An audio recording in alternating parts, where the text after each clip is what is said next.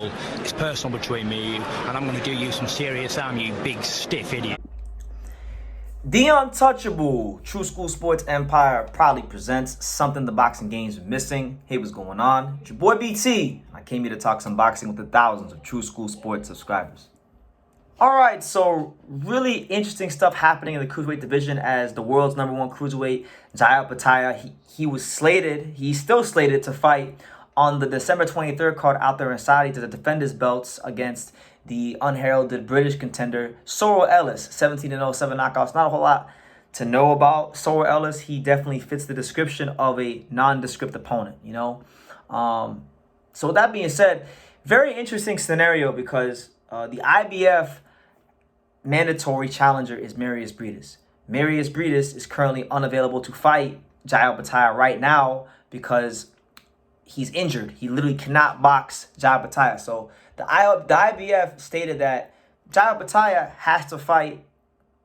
They had agreed, Opetaia and Briedis and their respective teams, they agreed to fight in late March, early April in Saudi, okay? And obviously it was a great fight. I enjoyed it. It was one of the best fights of 2022. It was an amazing way for Opetaia to win the title. But right now the man can't box.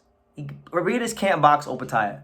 So they pretty much telling Jai Opetaia, if you go ahead with this defense against Sorro Ellis, they're going to ship him on the belt. Now, their whole argument is that Briedis has been the mandatory. You already got an exemption because in his last fight against Jordan Thompson, he filed for Opetaia's team filed for an exemption to fight Thompson in a voluntary defense, and they granted it to him. And their policy is that pretty much they don't grant back-to-back defenses for anybody, and then they feel like they can't break the rules for him because if they break the rules for him, they got to break the rules for everybody. Now, make of that what you will. I'll let y'all make of that what you will in the comments down below. But as far as the IBF, here's what, who was it? Someone from one of the representatives from the IBF said the following about Opetaia and this whole Sorro situation. He said the following, and I quote, "We, the IBF, have made it clear to Jai's team that he cannot fight Ellis Sorro for the title. We already have given Jai an exemption to fight Jordan Thompson in his last fight, so we can't get another exemption to fight Sorro, who does not have a world ranking." Pause. That's another thing. Sorro is not ranked in the IBF top 15. Eddie Hearn and Opetaia's team have lobbied for Sorro to get in the top 15, I believe, and they're not budging on that one. So make of that what you will.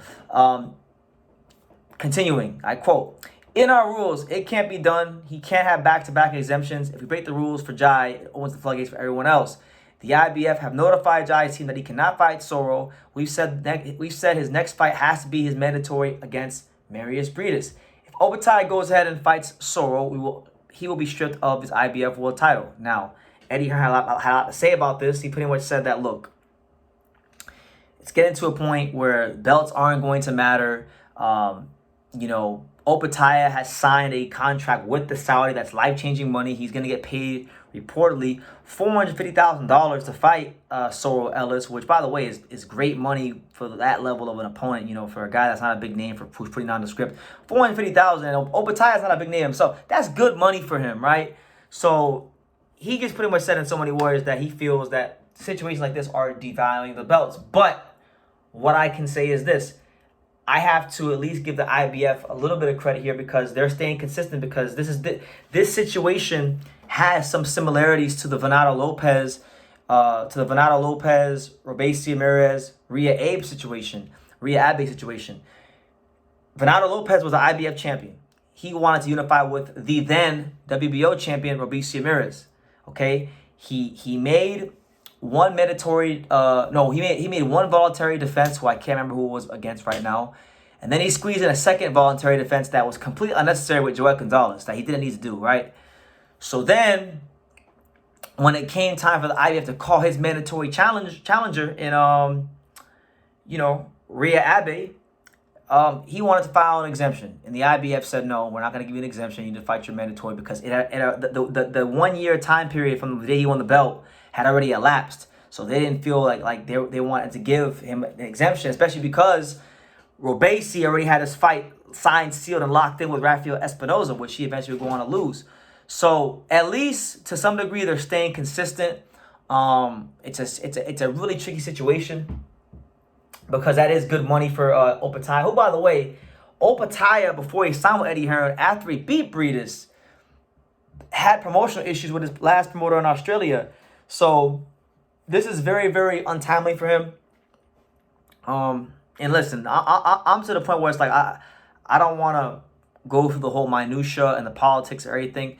I say that what they should work out is they should allow Opetaia to defend the belt, or not defend the belt, but to fight Sorro Ellis in a non-title fight, the way they used to do back in the day. Whenever you had a champion who was fighting a nondescript opponent who wasn't ranked, you could spot him on a non-title fight, and that was it. Let him fight Sorro Ellis in a non-title fight. Work out a deal where you could fight Briedis in probably like mid to late April. It would still fit within the IBF timeline, and everyone can be happy. You know, everyone can live and maintain and be happy. In my paid in full voice, you know. So, yeah, that's what we gotta do, man. I feel that's the best course of action. It would satisfy all parties. You wouldn't break any rules. Let him fight for the $450,000. That would be good money for his career and his life and all that type of stuff against Sorro Ellis. If he's successful against him in a non-title fight, you can agree to make a deal where you could fight Briedis late April. Late April. I think that'd be enough time to give Opetaia a rest, and then he can come back and do his next camp and be prepared for the fight come late April. I feel that's the best course of action. I don't think it'd be cool to see the #1 cruiserweight in the world, the guy that really and truthfully I think is one of the most special talents in any weight class in boxing, in Jai Opetaia.